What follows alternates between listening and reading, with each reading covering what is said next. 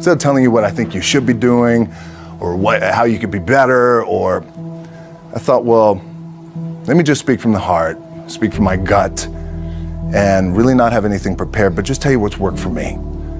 And maybe some of the stuff that's worked for me might work for you now, currently, presently, as you guys have your goals and ambitions, but then further on down the line, as you guys continue to live your life. This idea and this notion that you could be anything you want, you can accomplish anything you want, right? We hear that. You've heard that from the time you were little boys. You hear that now. You're already incredibly accomplished. You guys know that. The thing that has worked for me is to remember the hard times. So, and I'm sure you guys all have your processes. And again, I'm going to tell you what's worked for me. So before a big movie comes out, before, back in the days when I was wrestling with WWE, a WrestleMania match, anything big that would happen, I would always take a moment and I'd just remind myself, all right, I was evicted when I was 14. We were kicked off the island. We couldn't live in Hawaii. Had no place to live. A lot of shit happened then when I moved to Nashville. I was arrested multiple times by the time I was 16 years old. I would remember that, and it allows me then to be present in the moment and understand, holy shit, the stuff I have around me right now, this is the shit that I dreamed of when I was a kid. I am here. I played for University of Miami, played for great teams. Warren Sapp, Ray Lewis, they were my teammates. They were balling. Warren Sapp was playing tight end that time. I was starting defensive tackle. Yeah, they moved him over to D-line. And he looked at me, he's like, yo, dude, I'm gonna take your spot. And I said, you ain't taking my spot. He said, I'm gonna take your spot. I said, no, you ain't. We battled, and he took my spot.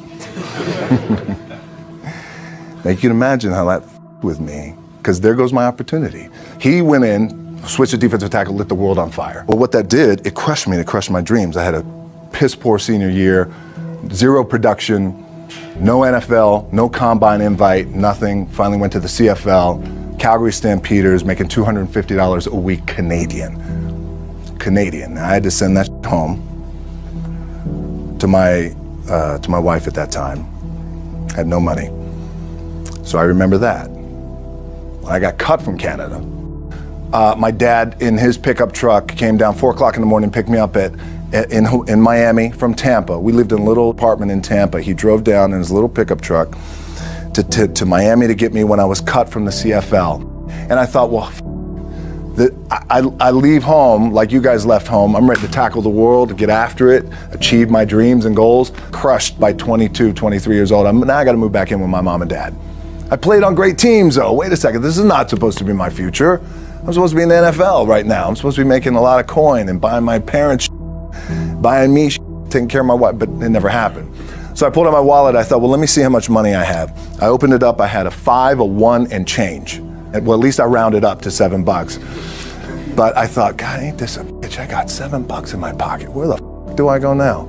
What do I do? I can't go back to CFL. The point comes where you hear that voice, the big run's over. Like, you're done, right? So I heard that voice. So as Coach was saying, man, I hold on to that. I'm telling you, I keep my back is up against this mother. We laugh, we joke, we have a good time, but my back is still up against this mother. I do not forget it. What this also helps me do, and again, it works for me, is at some point, you gotta be tired of not being number one. You have to be, and you gotta play angry, and I play angry. Now, I'm cool and calm with my approach, and when I step out on my field, which is a set, or, you know, like, there's some, and you're always gonna have haters, and haters are like, well, God damn, man, how many movies are you gonna make, or how much shit are you gonna do? Like, you do a lot of shit. I say, yes, it's my ambition. Of course, why not? I could do it. Yeah, I love what I do.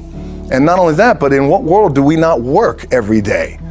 My back is up against this thing, you know, and I started to play angry, by the way, and I still play angry.